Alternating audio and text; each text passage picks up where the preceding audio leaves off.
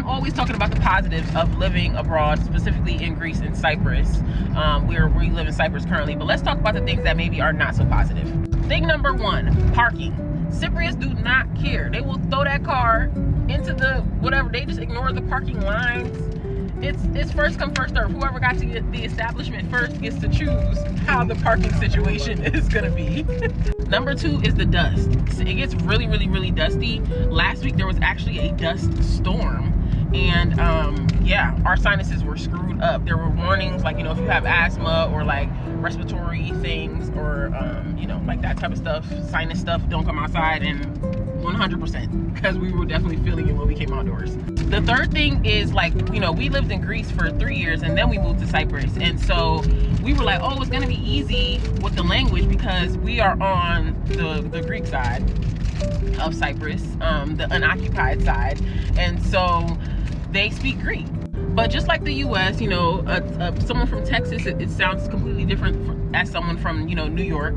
And so it's the same thing here. So it's like a different dialect here in Cyprus. And it kind of feels like we're like starting over on our Greek journey because we're having to learn words that they use here versus words that they use in Greece and just the whole thing. So, yeah.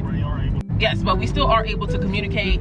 For the most part, people know what we're saying. Like, if we do try to use Greek, I guess with the accent and the verbiage that we're using, but a lot of people here that will just start speaking English. So the next thing is, you know, we're coming from living in Athens, and it's Athens. Everybody, if you've ever been to Athens, you know it's extremely walkable. You can literally walk like from one side of Athens to the next side of Athens. But now that we live in the mountains, our village is walkable, but you can't walk down the mountain to get to Nicosia. You know what I'm saying? So, but there is a public bus system from the mountains, and it actually starts running at like 4 a.m. in the morning. So if you do work down in Nicosia and you do want to live like in a village and you don't really want to be in the city and you are okay with taking public transit, which we are, we just got a car out of convenience, and because we were moving so much stuff up here to our house, that's totally fine. We would also like let y'all encourage you guys to use the buses if you ever do move to Cyprus, stay here longer. You know, they have like a lot of hiking, biking trails out here too. Like, that's definitely a thing during this time of year.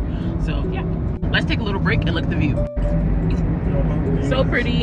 And as you guys might notice, we are on the other side of the road. So that's something else that you definitely have to know if you are considering moving to Cyprus, is that you're going to have to adjust. Now, Tamon, he don't mind. It was a learning curve, but now I think he has driving on the other side of the road down pat.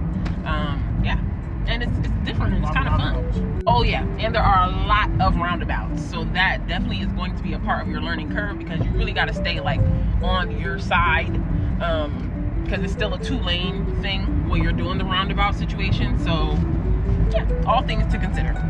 If you're thinking about moving to either Greece or Cyprus and you don't know where to start, make sure you guys tap in and get our very, very affordable e-guides. You guys, I know we made so many mistakes when we were moving, and so we basically queued you guys in, answered a bunch of questions that you may have, and we're like the beginning of your, you know, your research journey to moving abroad, and just kind of gives you like a little synopsis of everything that you need. We also have a free checklist available if you guys want to see everything that you'll need to complete your moving abroad journey.